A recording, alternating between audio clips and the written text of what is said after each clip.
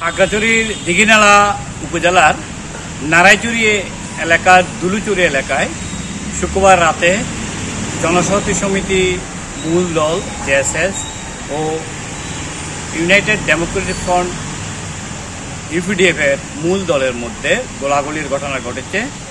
এখানে 4 জন নিহত হওয়ার খবর রয়েছে।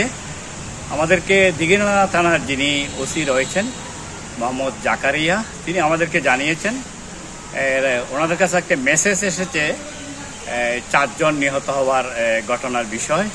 তিনি জানিয়েছেন আধিপত্য বিস্তারকে কেন্দ্র করে এই ঘটনা ঘটেছে এবং এখানে 4 জন নিহত হয়েছে। এক্সট্রিম মশার কয়েল প্ল্যান্ট ফাইবার দিয়ে তৈরি, তাই সহজে ভাঙে না, সুগন্ধিযুক্ত ও নিরবিচ্ছিন্নভাবে জ্বলে। ডেঙ্গু, চিকুনগুনিয়া বাহি সহ যে কোনো মশার বিরুদ্ধে দেয় এক্সট্রিম সুরক্ষা।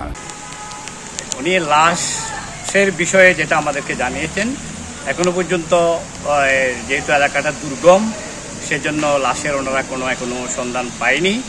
তবে তিনি এও জানান যে সংগঠনের নিহত হয়েছে সেই সংগঠনের লোকজনে এই লাশগুলো সরিয়ে ফেলেছে। জাকারিয়া ওসি সাহেব আমাদেরকে একটু আগেই জানিয়েছেন যে ওই এলাকায় এখনো জেএসএস এবং ইউপিডিএফ এর মূল দলের মধ্যে মুখোমুখি অবস্থান বিরাজ করছে। ফলে এখনো দুর্গম হওয়ায় ওনারা সেখানে পৌঁছাতে পারেননি। এলাকায় তমতমে পরিস্থিতি বিরাজ করছে। আমরা জনসহমতি সমিতি এবং ইউপিডিএফ এর এখনো পর্যন্ত কোনো প্রেস লিস্ট কিংবা তাদের সাথে যোগাযোগ করার চেষ্টা করছি, তাদের এখনো আমরা বক্তব্য পাইনি।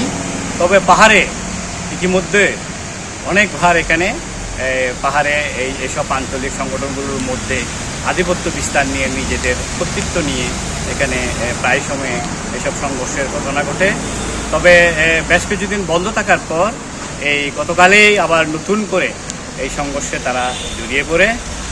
খাগড়াছড়ির বাবুছড়া ইউনিয়নের যে নারায়চুরি দুলুচুরি এলাকাটি অত্যন্ত দুর্গম এবং পাহাড়ি এলাকা।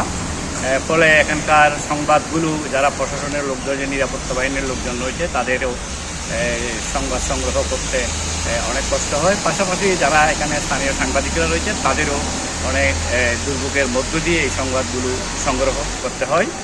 খাগড়াছড়ি থেকে আমার কাছে সর্বশেষ নারায়চুরির জেএসএস এবং মূল দলের মধ্যে যে ঘটনায় নিহত হয়ে 4 জন, এই সংবাদ ছিল। মোহাম্মদ জহুরুল আলম, বাংলাদেশ প্রতিদিন।